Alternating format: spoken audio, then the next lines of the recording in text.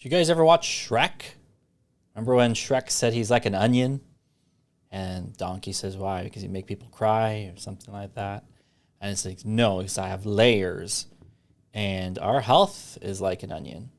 It's a good way to think about it and to describe it, because you can't have one condition and think that it's in isolation or not related to other things in the past. So a basic example is when someone gets sick. Let's say they had a strep throat and then they get sick again, like after a couple of weeks, and they'll be told, oh, your strep throat came back. So is that a separate infection, or is that an evolution of the previous infection? That's like a Greek philosophy question, I guess. I don't know. And I can't say that there's an obvious, clear answer, but there is something to think about there. It's like, well, if you hadn't gotten sick initially, would you have gotten sick again? A lot of people would maybe say, maybe not, or maybe not to the same extent. So that's an example of something leading to something else. And an infection or an injury or illness, it's not always an isolated event. It's not like you get sick and you get better and things were never, you're none the wiser. So things just go back to exactly the way they were. And a lot of the times they do. But then there's sometimes when it doesn't. What does that mean? I guess what I'm trying to say is our health is a dynamic situation. It's moving, it's changing, and it's not always the same. And sometimes when you experience something,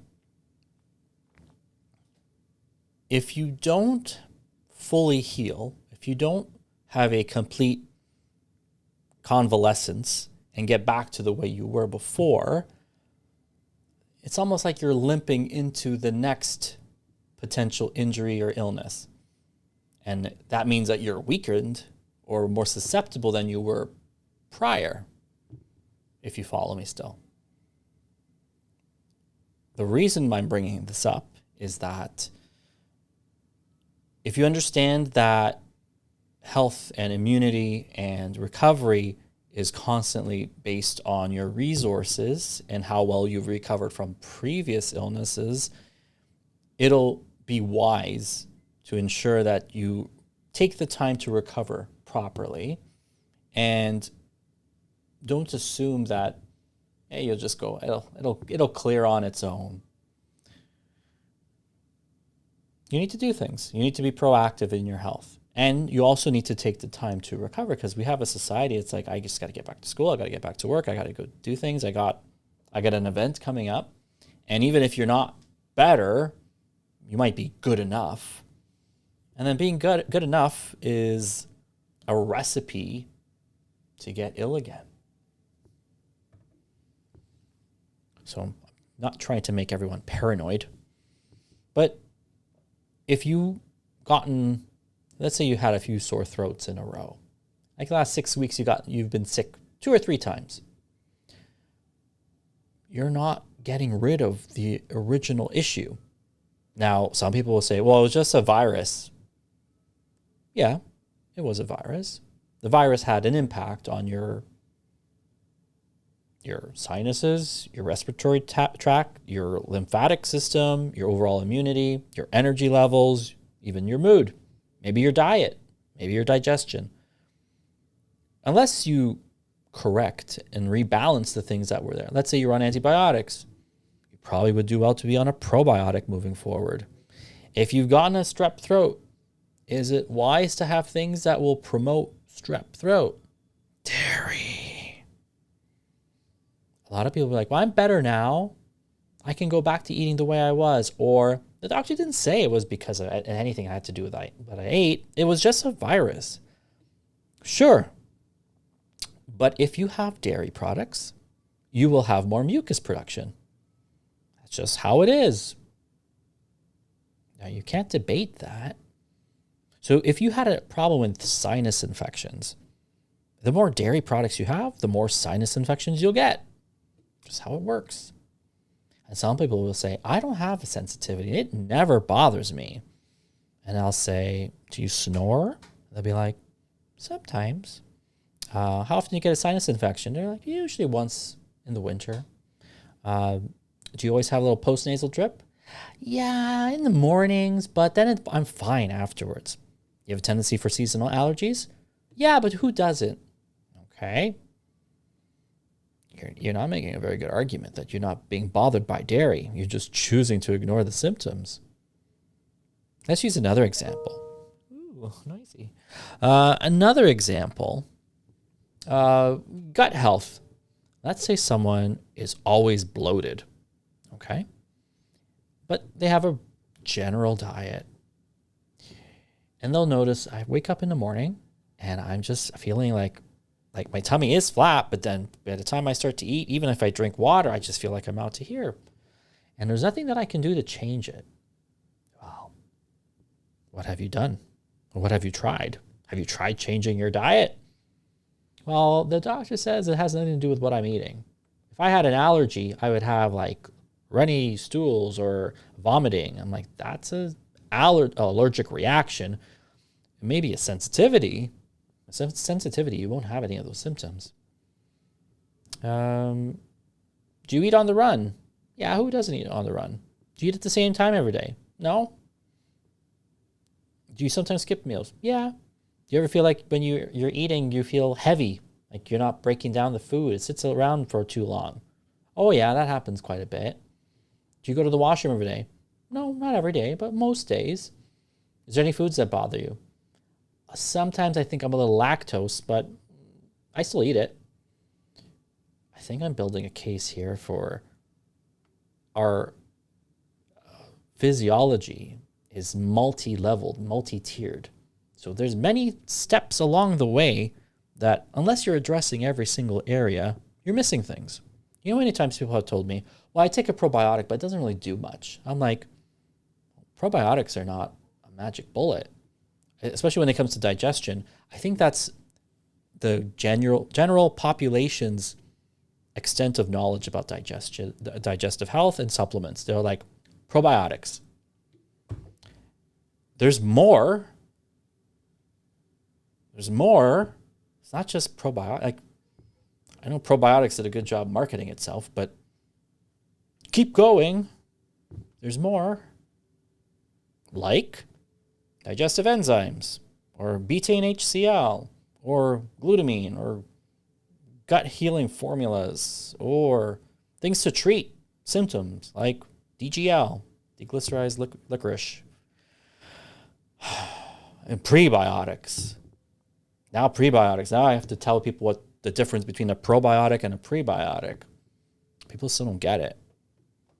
They're like, what is this? Is this a fiber? Not exactly. Yeah, I mean, but yes, but it's food for your probiotics.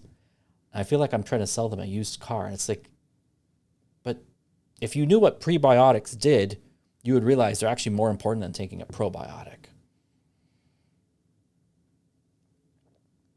Health. I don't think people get it until they start to pay attention and they start to adopt these protocols and diets. And I don't think putting your head in the sand and just saying like, I'm going to just push through and I'm sure it'll be fine.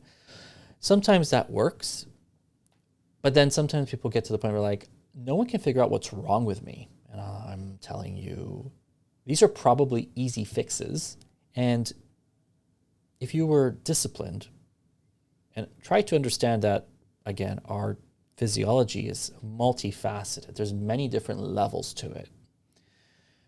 If you recognize that, then a lot of these symptoms that you struggle with, they would just not be there anymore. I think it's just really the concept of people wrapping their head around like, oh, it doesn't have to be like that. I don't have to be constipated. People say, I've been constipated my whole life. That's just how I am. I'm like, it doesn't have to be. No, the doctor said there's nothing you can do about it. I'm a doctor. I'm saying there is. How about that? I feel a little snarky today.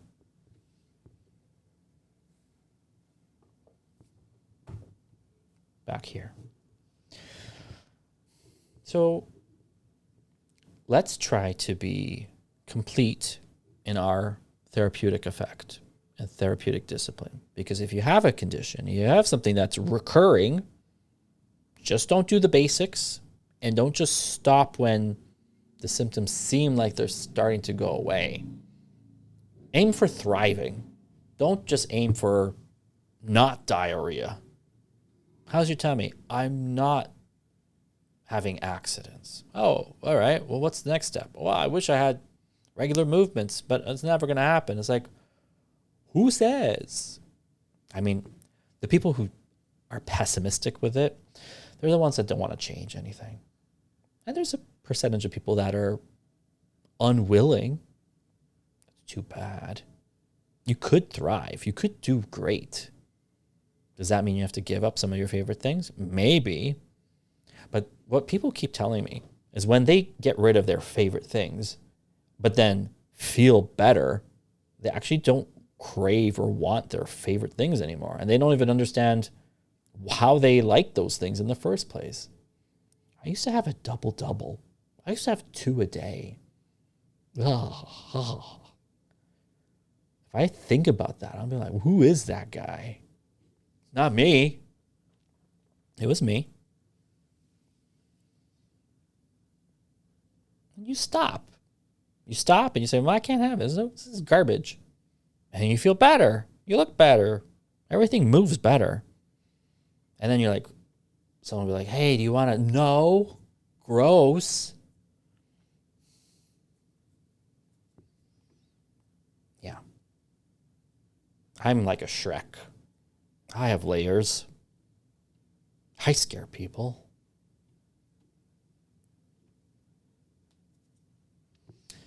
I think that's what I wanted to talk about today.